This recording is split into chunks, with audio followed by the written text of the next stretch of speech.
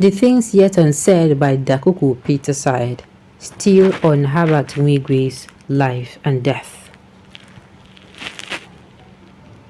Clean-shaven, suave, upwardly mobile, and incurable optimistic, Herbert Wigwe was one of the most recognizable figures in the banking space and corporate Nigeria.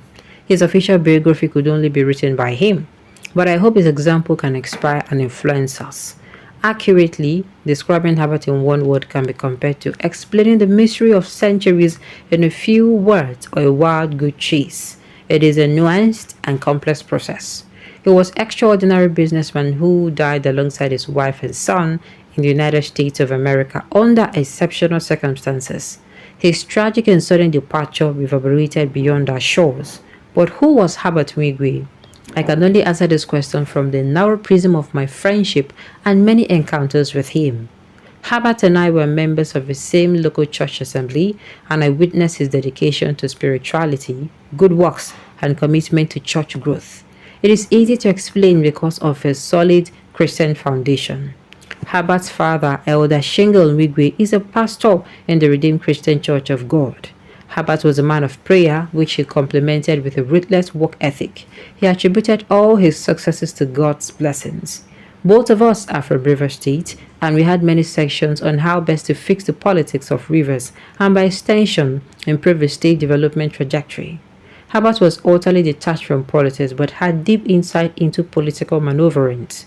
We debated the affairs of Rivers State and the country, and he baffled me with the precision with which he predicted the outcome of political contest. He would quickly tell you that his political party is Nigeria and no other. His passion for Nigeria was simply unwavering. Only a few persons can match his faith in Nigeria. He firmly believed that he would impact society by using businesses to provide solutions to society needs and create wealth that would touch the lives of many.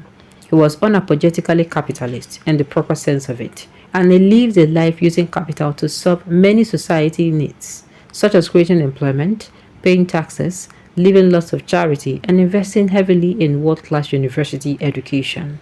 He used capital as an instrument for social, cultural upliftment across Africa.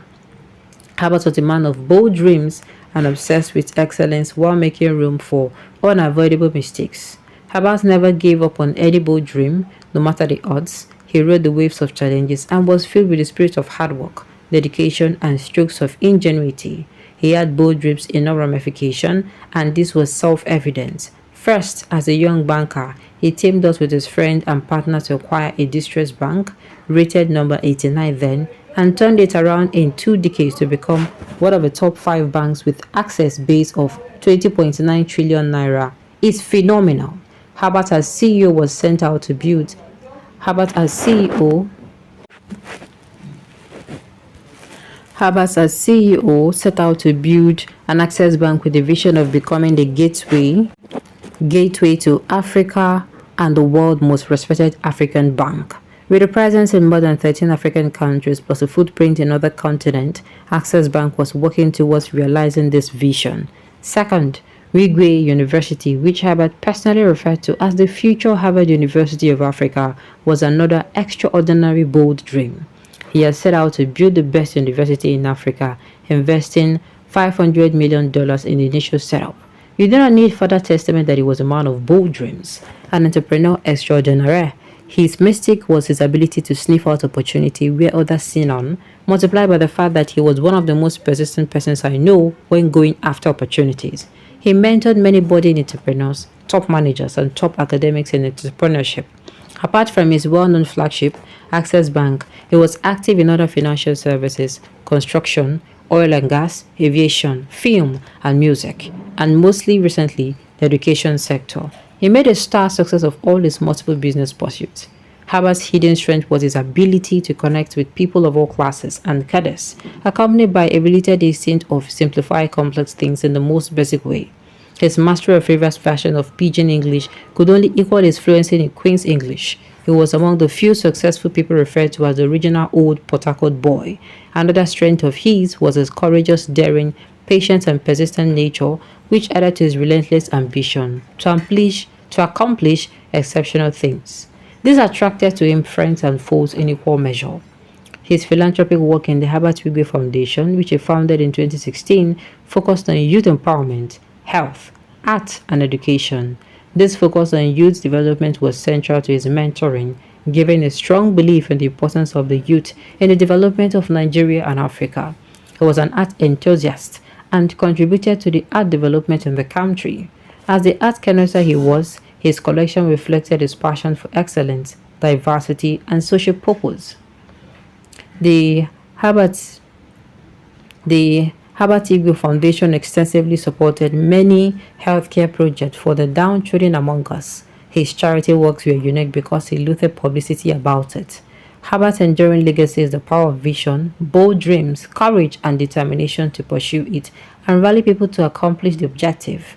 This is what we need to improve in our public space. History has shown that bold dreams have the power to transform society. He was exceptionally enterprising and entrepreneur.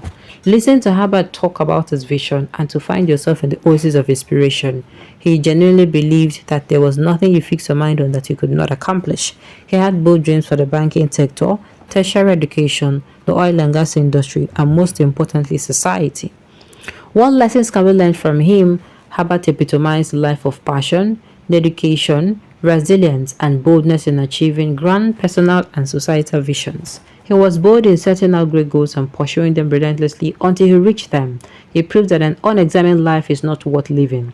To achieve greatness and impact on society maximally, one must be purposeful, bold, and patient. Herbert's hidden strengths prepared him for an eventful life, a life he lived on his terms. His ability to connect with people, courage, daring attitude, ambition, and excellent work ethic are the ingredients of his success and must be emulated. Peter Drucker poses, the best way to predict the future is to create it. Herbert created his future and lived it to the full of those he loved. For our budding entrepreneurs, Herbert left a legacy. He proved the atomic expression true. Entrepreneurship is living a few years of your life like most people want so that you can spend the rest of your life like most people can't. He made the needed sacrifices at the start of his entrepreneurship and built capital enough to be reckoned among his contemporaries. Steve Jobs poses that your work will fill a large part of your life and the only way to be truly satisfied is do what you believe is great work. Herbert did outstanding work. The only way to do great work is to love what you do. Success is not just a product of luck, hard work, knowledge, skills, and integrity underpin it.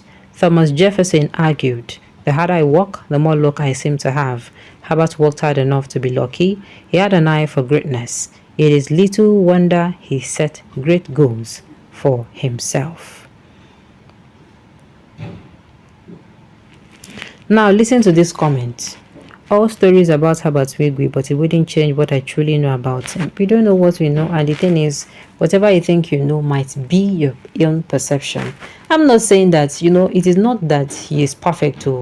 Yes, all these stories about him may make it look like he's perfect, but the thing is, it is going to be your own opinion.